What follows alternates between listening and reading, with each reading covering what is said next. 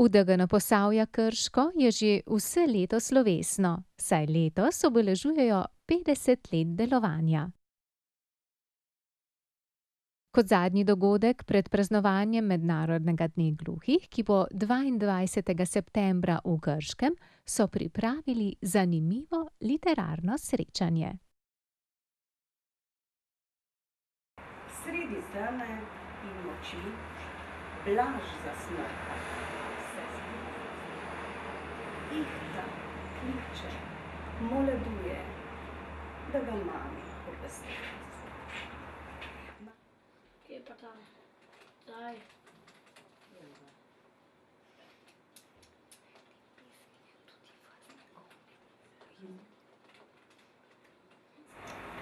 Ura zjutraj ni zvonila, je mami službo zamudila. Aljaž po šolo je prišel, ne da bi v torbi kaj imel. Očku avto je obstal, ko z dvorišča je speljal.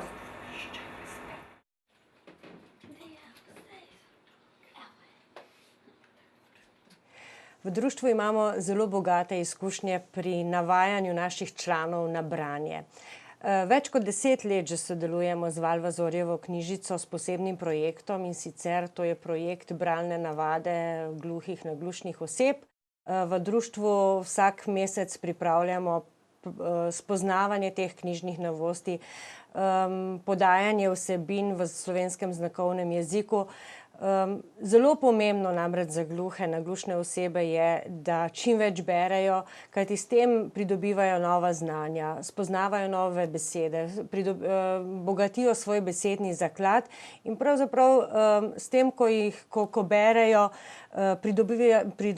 pridobivajo tudi na osebni rasti, kar se tiče vztrajnosti, vzdržljivosti pri branju, pri koncentraciji in tako naprej.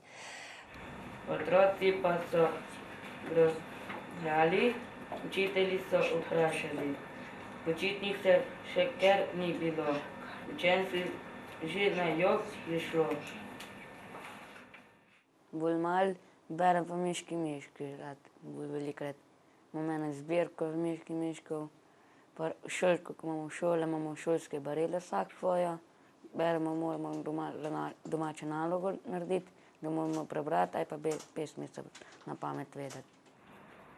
Ampak na koncu vse, končajo zgodbice prav vse. Pesmi in pike naredijo. Društvo gluhih in naglušnih Posavja je aktivno v našem posavskem okolju že desetletja. Njegovo delo sem spoznala približno pred 10 leti, ko sem leto in pol tudi sama delala v društvu, in ker sem še vedno povezana z njimi in pisateljujem, pesnikujem, velikokrat pripravimo kakšne takšne dogodke. Bi jaz predsedniku za društvo podarila tole knjigo, pa si boste potem v kratkih trenutkih, ko boste utegnili, sami kakšno pesmico prebrali. Hvala lepa, da sem bila lahko vaša gostja in da ste poslušali mojo poezijo.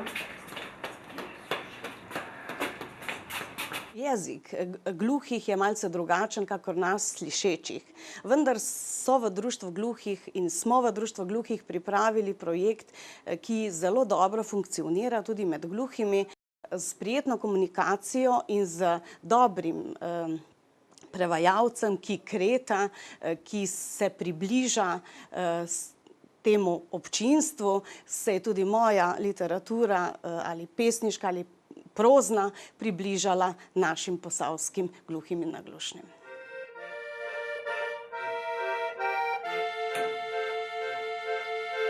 Berem rada, pa tudi različne knjige, pa te avtorice, ko je zdaj bila, sem tudi kaj slišala in prebrala od nje knjige tudi.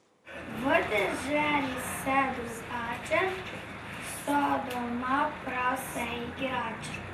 Red je tu postranska stvar, posebna nikomur mar. Kavo pije tovornjak, kavo poliva beli gosak. Dogodka so se udeležili tudi slišeči ljubitelji poezije. Namreč nisem pričakoval, da je ta dogodek v okviru Društva gluhih in naglušnih Posavja, ker sem bil v bistvu resnično toplo presenečen in sploh nad njihovim odzivom. Sicer poznam malo gluhe in naglušne, vendar njihovo komunikacijo ne razumem pravzaprav, ne. Se ne spoznam na to.